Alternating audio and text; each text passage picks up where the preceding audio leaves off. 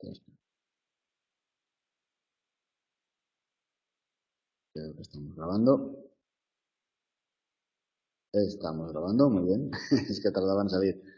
Estoy conectado con el telefonillo, que me ha regalado la UNED un telefonillo y parece que me sirve de módem. Así que a ver si funciona y si no se nos corta.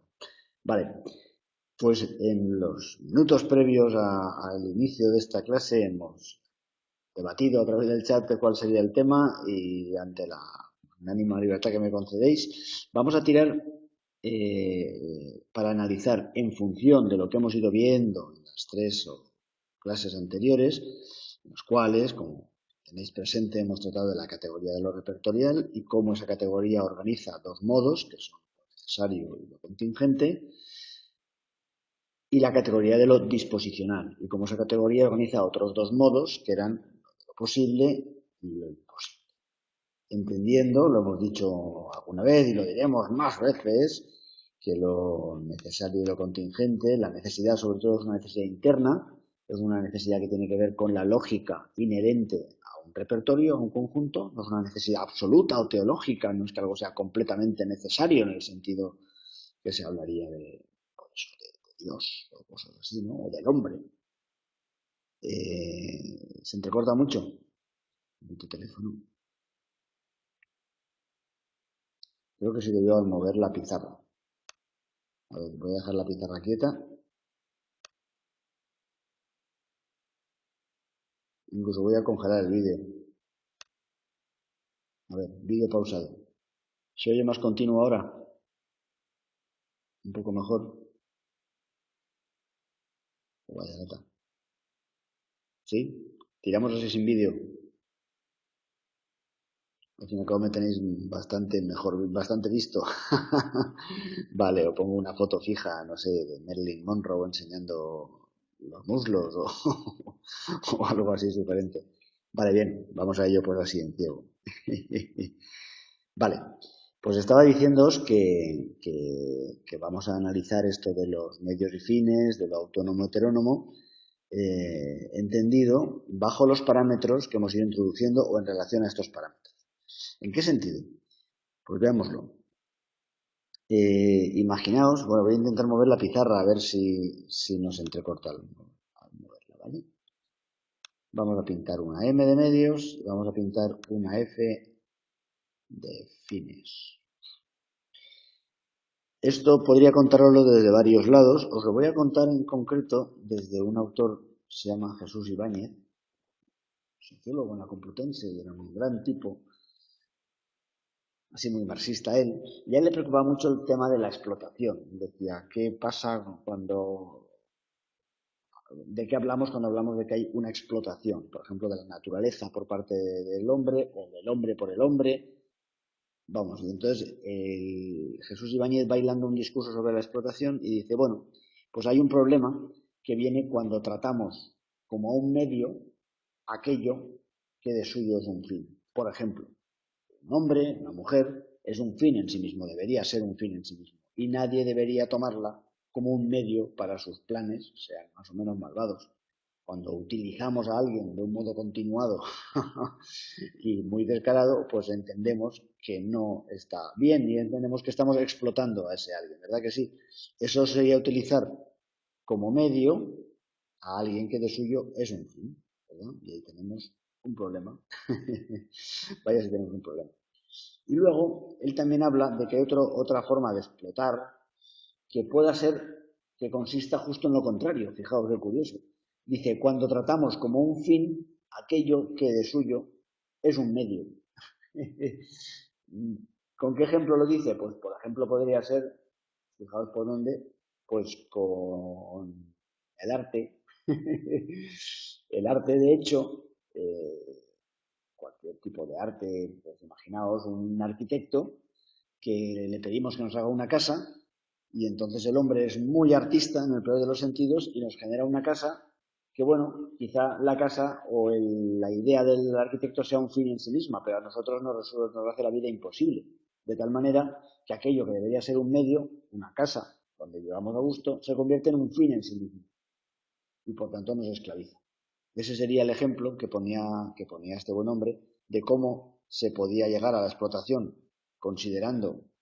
por considerar como un fin aquello que debería ser como un medio. Y a la vez, o en el otro ejemplo, cómo se puede llegar a la explotación, como quien dice, a meter la pata, por tratar como un medio aquello que debería ser.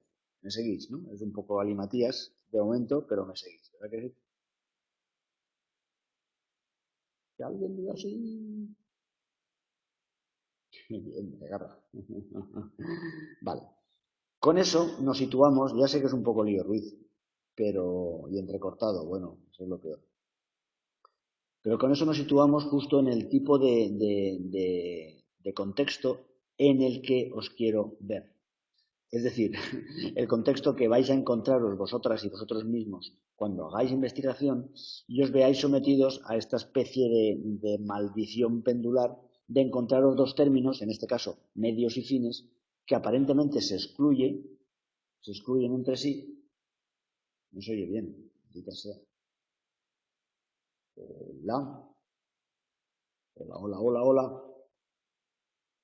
¿Se vuelve a oír bien? Es que me estáis perdiendo. No jodas.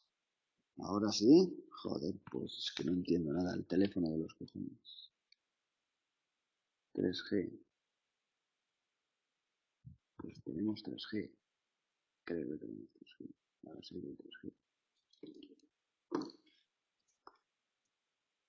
Se cortan pequeños espacios.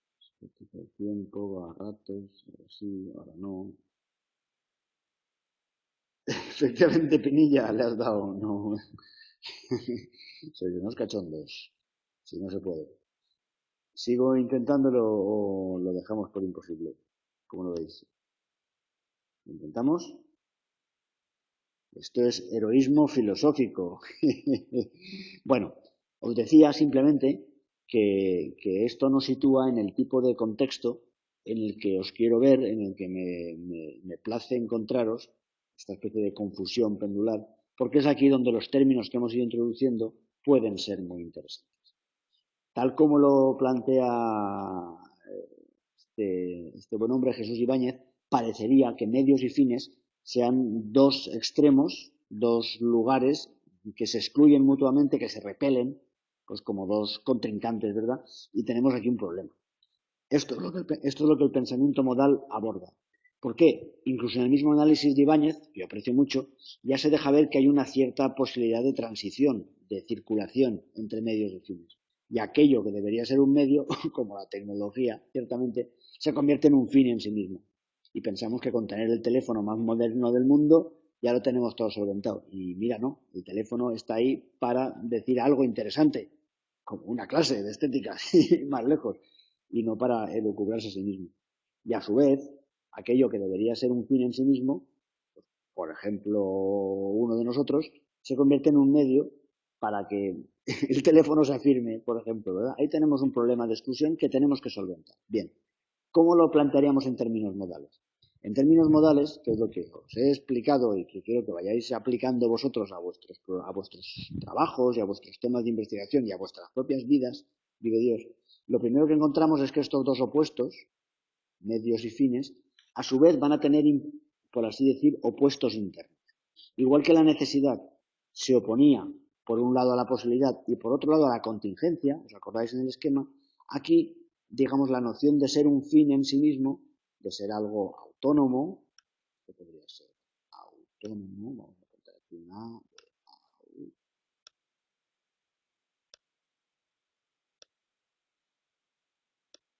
Dios mío, qué mal escribo, autónomo, ¿verdad?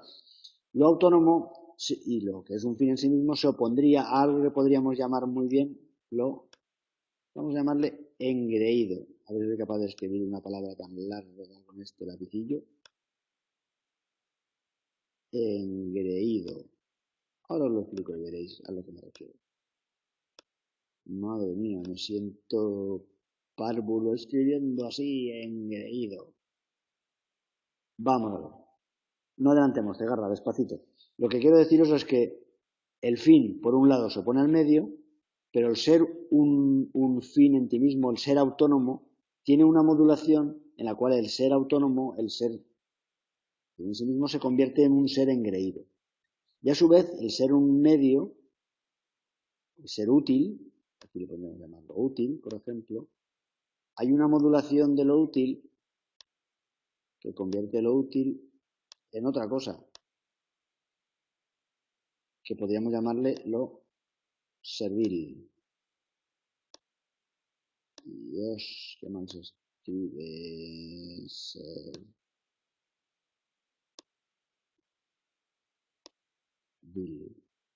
Vale. ¿A dónde quiero llegar con esto? Imaginaros una situación en la cual tenemos una obra de arte, por ejemplo, una pieza de música o una novela o una obra de arquitectura, que es una obra autónoma. Es decir, el arquitecto ha construido, llevado por, de alguna manera, la necesidad interna, aquí recuperamos el concepto de necesidad, la necesidad interna de sus propios lenguajes, de los materiales, de los espacios arquitectónicos. Y ha generado una casa que es una obra de arte. Estaríamos aquí, en la F de cine, ¿verdad? Pero imaginaos que ahora este arquitecto se hace un poco famoso porque ha hecho una casa que es una maravilla de arquitectura autónoma, como las casas que hacía Mies van der Rohe, por ejemplo. Se hace un poco famoso y le empiezan a encargar casas. Y entonces el hombre empieza a sobrecargar, a afirmar, a exceder su propia autonomía, su propia concepción de la casa como una obra de arte autónoma, con su propia necesidad interna, etcétera. ¿A dónde llegaríamos? Llegaríamos a una forma de arte que quizá fuera un poco engreída, engreída por excesivamente soberbia, por excesivamente crecida, por excesivamente engreída.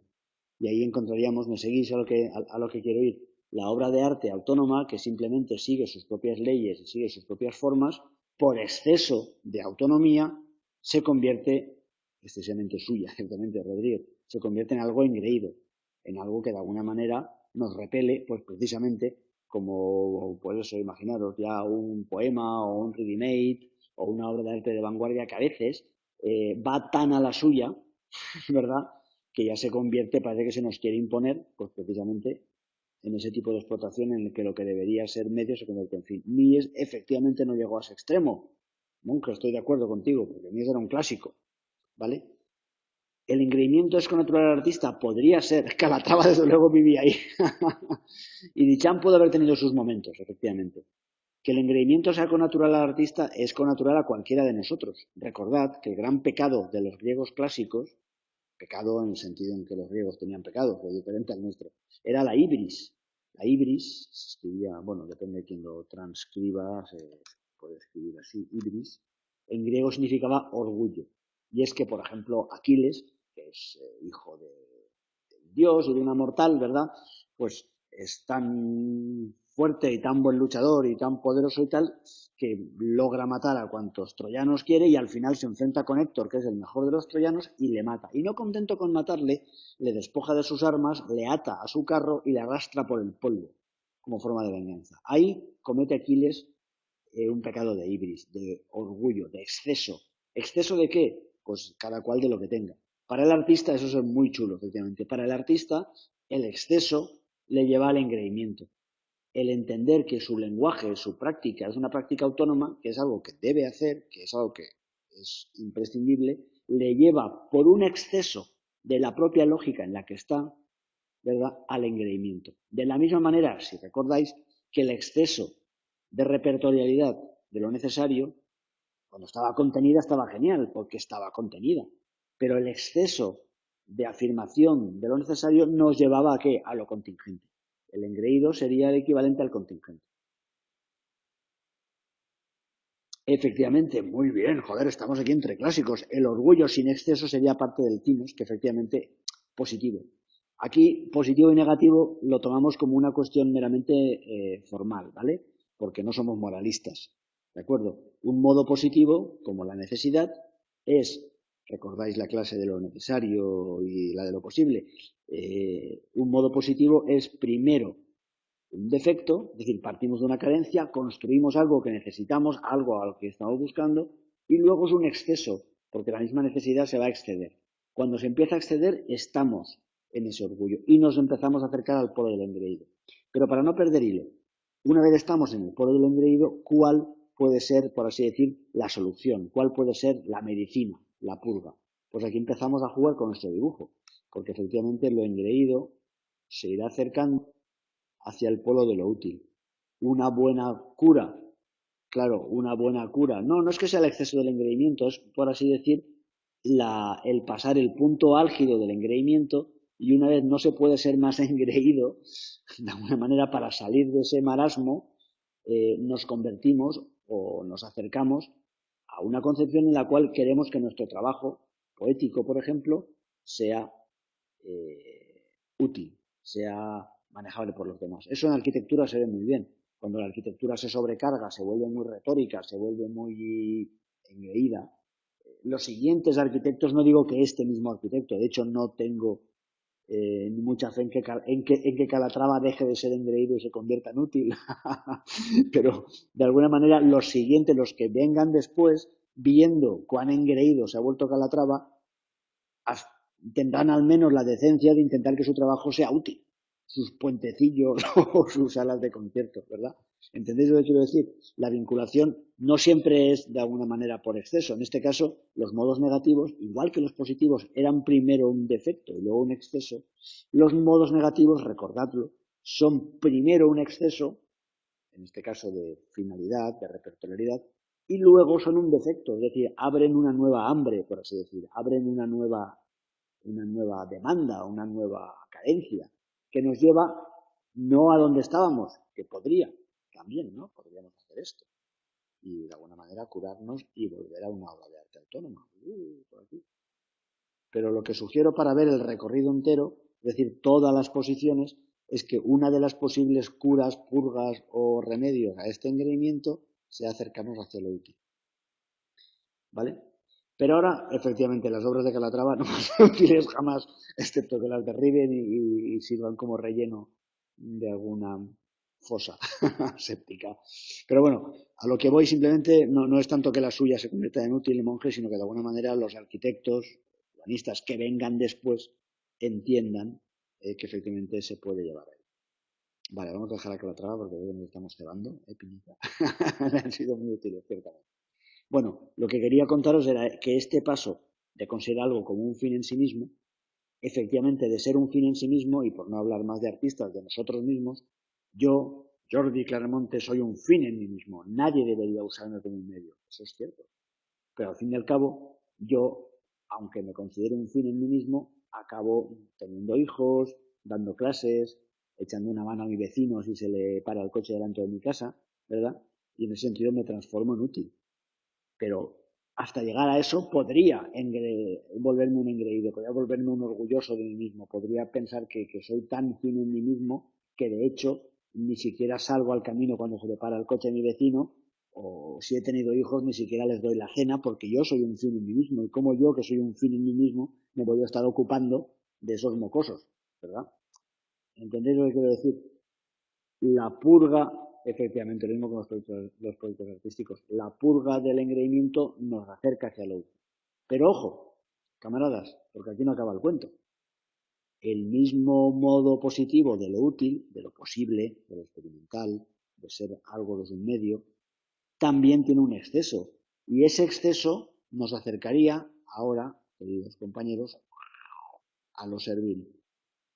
Es decir, yo puedo asumir que tengo un gran papel cuidando a mis hijos, o un gran papel atendiéndoos a vosotros, queridos compañeros, alumnos, y por tanto centrarme en eso.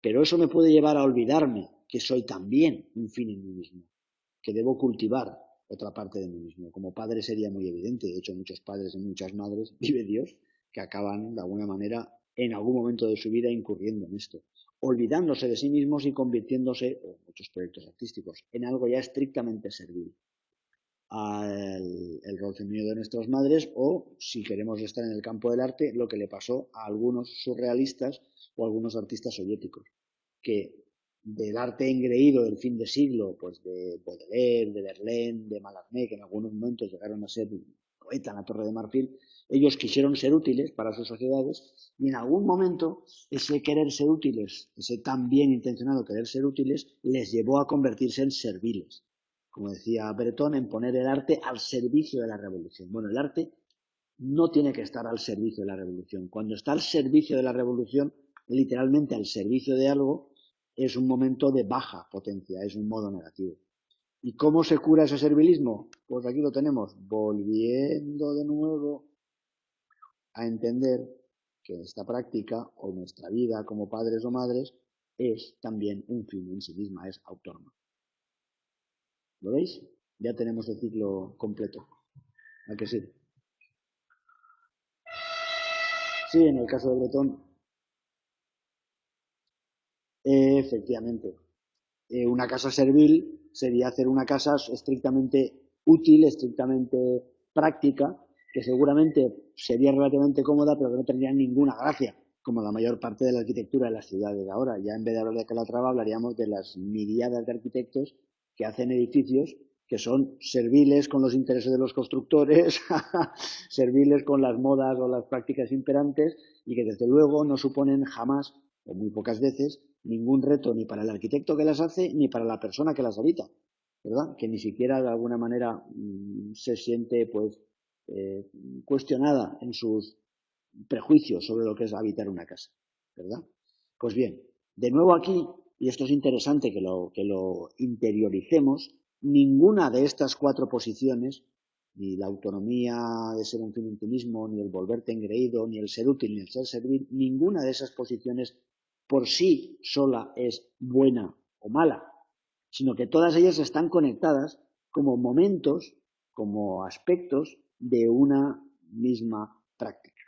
Cualquier práctica artística, cualquier discurso, cualquier cacho de vida que analicemos, está sometida a las tensiones que tiran en estos sentidos. ¿Os acordáis que yo pintaba aquí la E de lo efectivo, que es el único modo absoluto? Lo absoluto es lo que hay, camaradas. Lo que hay y lo que no hay, que está afuera, pero de eso hablaremos otro día. Pero vamos, en cualquier caso, lo efectivo está aquí, siempre lo pintamos en el centro de esta especie de bucle, porque de alguna manera es lo que hay sometido a todas estas tensiones, ¿vale?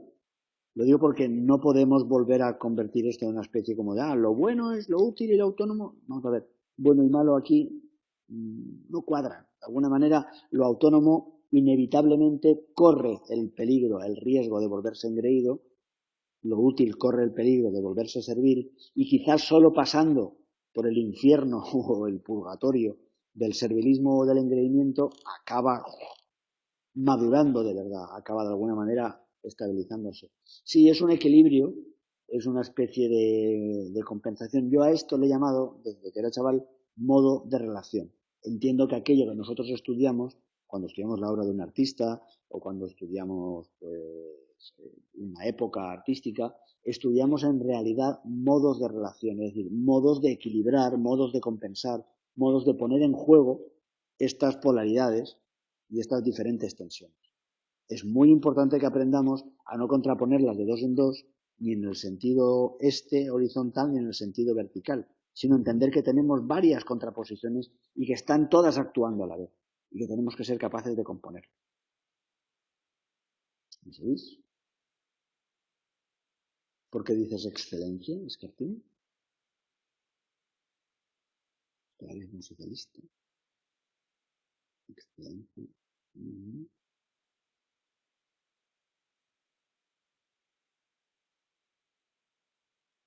Quería que me explicaras Escartín de la excelencia, que no lo pillo. Pero vamos, no sé si estoy conectado o ya sé de la conexión con el telefonillo maldito este. Hola, ¿alguien ahí? ¿No? Claro, Rodríguez, esa era la idea, perfectamente. Encuadrar estos medios y fines dentro de los modos que os he ido explicando. Lo has pillado. De hecho, podríamos pintarlo, lo pintamos aquí. Lo más parecido a los modos sería traspasar este esquema. Recordad que en este lado siempre pinto lo necesario. En este lado pinto lo contingente. En este lado pinto lo posible. Pongo un círculo para que distingáis los modos de los términos que estamos viendo. Y en este lado pinto lo imposible. Si lo pensáis en términos categoriales, ahora lo entenderéis, claro, alguien es autónomo, es un fin en sí mismo, cuando de alguna manera construye un pequeño o gran repertorio, ¿verdad? Y entonces estás siendo autónomo, estás marcando tus propios fines, estás organizándote tu casa, tu caja de herramientas, tu rollo, ¿verdad? Ahora, cuando eso lo excedes, como hacía el bueno de Calatrava, cuando ya empiezas a añadir más elementos, entramos en el modo de la contingencia.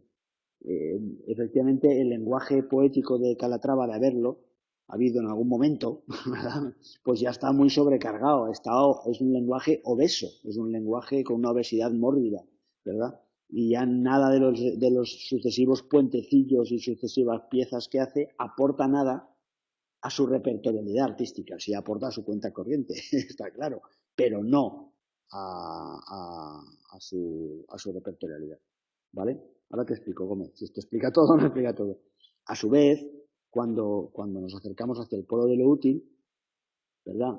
Lo que nos está importando ya en lo útil ya no es, evidentemente, si constituimos un lenguaje coherente, estable, un repertorio, sino simplemente nos importa en la utilidad, pues precisamente esa tensión hacia ponernos en juego, hacia poner a prueba, hacia experimentar, que es propiamente el polo de lo disposicional. Y a su vez, en el ámbito de lo servil, llegamos a un punto en que esas disposiciones son casi engorrosas, son molestas, y de hecho son inútiles. De la misma manera que es inútil alguien que de tanto como te quiere ayudar, de tan servil que es, de tan encima que está, no nos deja hacer cosas y nos molesta más que otra cosa, ¿verdad? Esa sería la cuestión. Grandes pintores han hecho obras maestras por grados, sean civiles y autónomos al mismo tiempo. Ahí está la historia. En realidad, cuando os hablo de que todo esto es un modo de relación, es una especie de equilibrio, ¿verdad? Claro, en el arte siempre se está al servicio de algo. Pero estando al servicio de algo, por ejemplo, de un encargo eclesiástico, o cuando los poetas del siglo de oro, o Cervantes, o Garcilaso escriben sus poemas, se los dedican de un modo muy servil, si leéis las dedicatorias, pues eso, a el Rajoy de turno, o al Bert de turno, que son, pues eso, nobles, que eran pues los válidos del rey, que ahora mismo ni sabemos quiénes eran, pero que de alguna manera tenían mucha pasta y eran quienes les pagaban o les mantenían, lo que sea. Y los grandes artistas siempre han conseguido mantener ese equilibrio, esa especie de compensación, de modo de relación entre estos diferentes polos, ¿verdad? Entre diferentes polaridades. Y lograban de alguna manera pues, cubrir más o menos ese encargo y a su vez explorar un lenguaje autónomo, que es lo que les hacía grandes como artistas, ¿vale? El caso del arte clásico es justo el del equilibrio entre lo útil servil y lo autónomo, o más bien entre lo servil y lo autónomo. Y a su vez el arte político, el arte comprometido, estaba esperando que lo mencionarais, el arte políticamente enganchado, ¿verdad?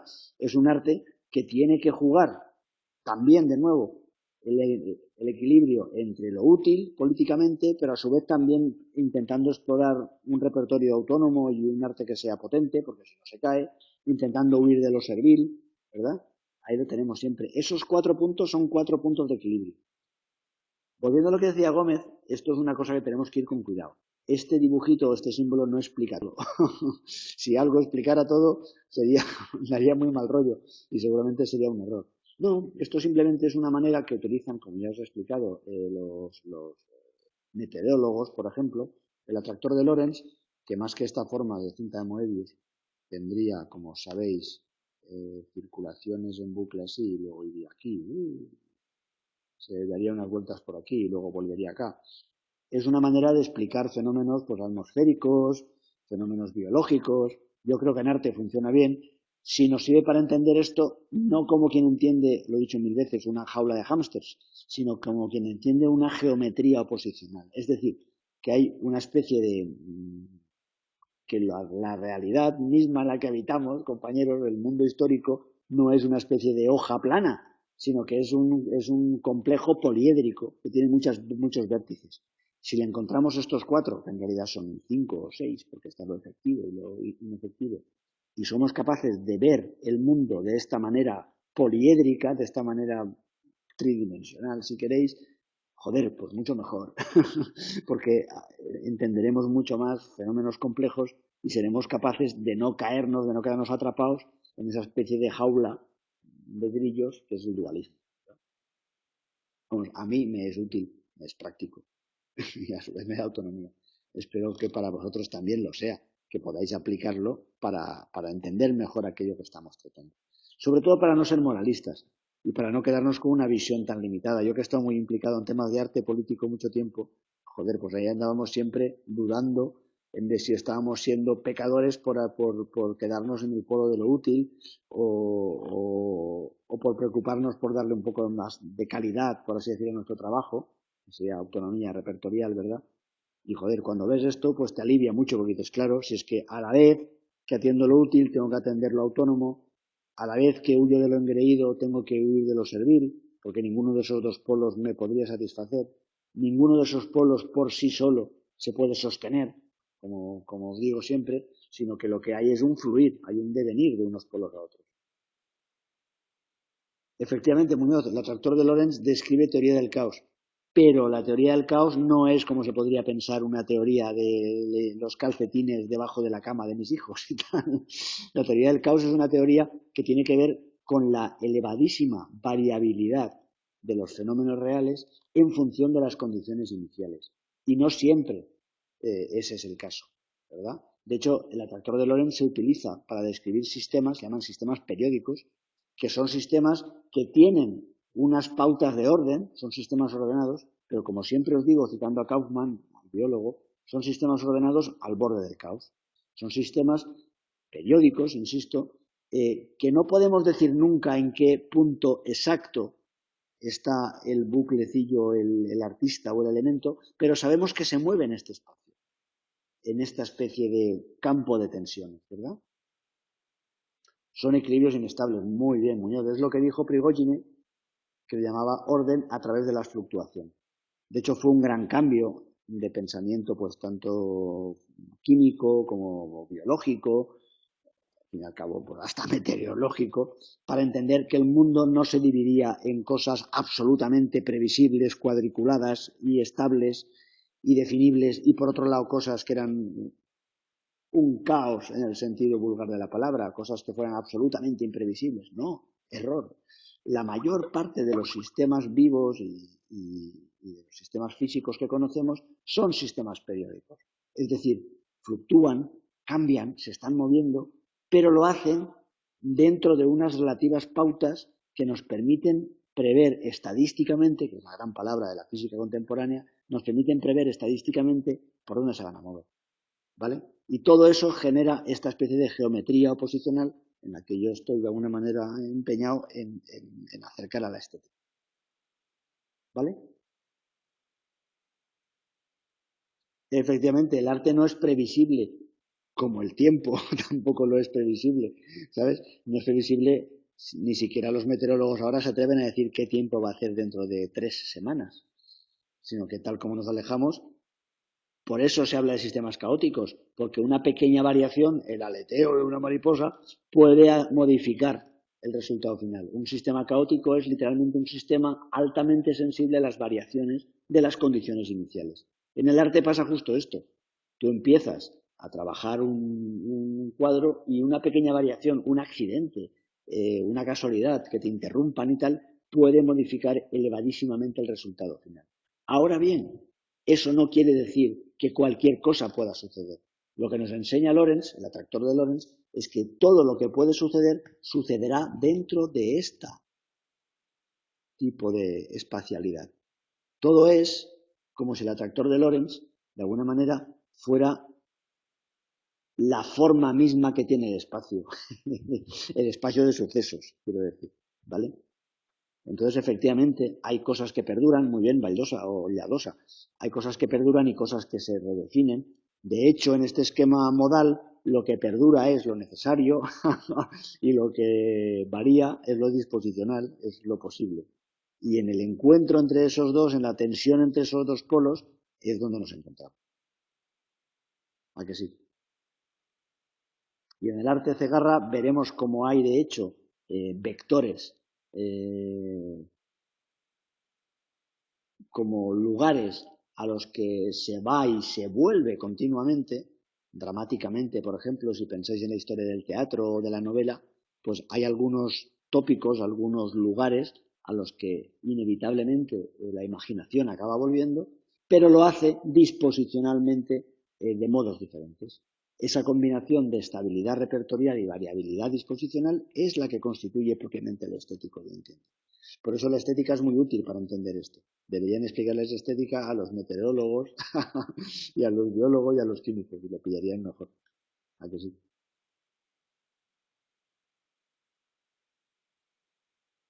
Bueno, camaradas, nos hemos pasado 9 minutos de la hora final de la clase. Últimamente estamos un poco engreídos. Aquí no podemos moderar el atractor. Si os interesa esto, como parece el caso a alguno de vosotros, echadle una ojeada en la red. Ahí si ponéis atractor de Lorentz, os van a salir simuladores y tal, súper chulos. Así que bueno, cuando no sale Kant te enteras de todo. Bueno, meteremos a Kant en este esquema si queréis, a ver si así lo pillas, Pinilla. Voy a cortar aquí, voy a prepararme la cena, que aunque no tenga niños, me voy a hacer la cena para mí, autónomamente. Camaradas, que fluya. Os veo la semana que viene y si no nos vemos en los foros. A ver si soy capaz de cortar esto.